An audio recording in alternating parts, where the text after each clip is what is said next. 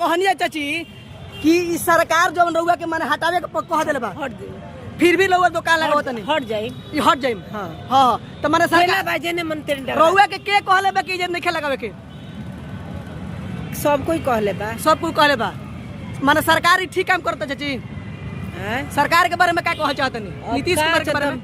अब हमनी के भूखे मरम जा हां हां है ना बेचम जे तो भूखे ही मरम जा गरीब आदमी। हाँ देखी गरीब आदमी के कुछ आदमी कहता कि गरीब खातिर दिक्कत होता परेशानी होता, लेकिन एजा आदमी कहता कि गोलम्बर जैसे बने वाला बड़ी जैसे कि एजा गोलम्बर बने वाला बा लागता कि राहत हो जाई अब जाम उम ना होई ना तो एजा तो चाचा हमेशा तो जाम लगबे करला। हम देखिला कि बियाह शादी में अगर एती हो जा लगत बताइया जाला तो हमेशा जाम लगता। रउआ चाचा का नोटिस मिल गुल बा हटे के नो हां का लगता कितना दिन में हट जाए काम लाइक गोलम्बर बनी तो ई जवन काम होता है चौक पर सही होता है कि गलत? सही होता। सरकार मानो सही काम करता। हां हाँ एजा के जानता आदमी देखी कहता कि ना एजा एकदम काम जोन होता एकदम सही होता। चलिए हम और भी दिखाओ तो हम जय भारत।